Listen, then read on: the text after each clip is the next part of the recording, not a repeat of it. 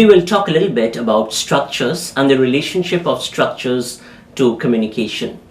Structures are systems of organizing that determine access to resources. So when you think about education, for example, schools are structures, universities are structures. The ways in which these structures then are organized determine who is going to be included within these structures, as well as who is going to be excluded from these structures, who is going to participate within these structures and who is not going to participate within these structures.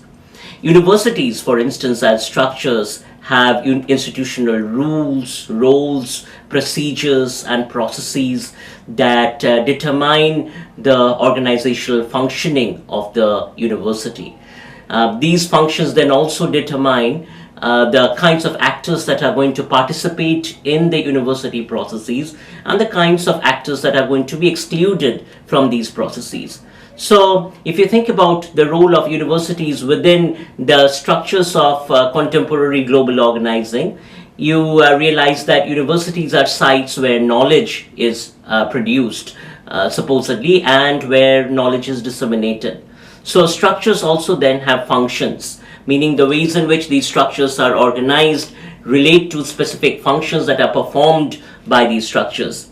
In this example of the university then serves the function of producing, creating, distributing, disseminating knowledge.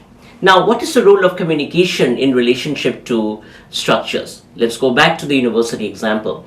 The university carries out its organizing processes through communication. In other words, communication constitutes organization, and in that sense, communication constitutes structures. It is through a variety of communicative processes that we establish rules, that we establish roles, that we establish objectives. And these rules, roles, objectives become fundamental to defining the kinds of structures we inhabit.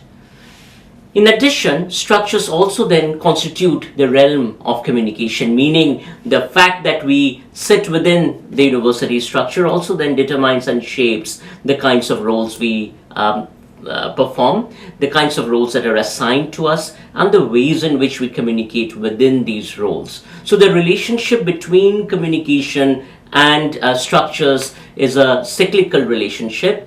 On one hand, communication constitutes these structures that we live within, but on the other hand, structures constitute the kinds of communication we participate in. So this process is an ongoing flow.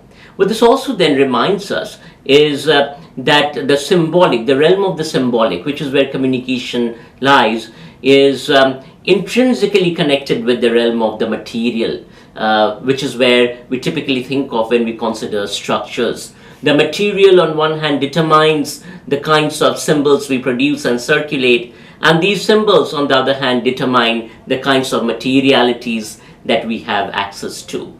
So when we think about social change within this dynamic of the symbolic and the material, we need to constantly think about this flow, this going back and forth between structures and communication, and how then through communication can we work both within as well as against or outside these structures in order to be able to transform them.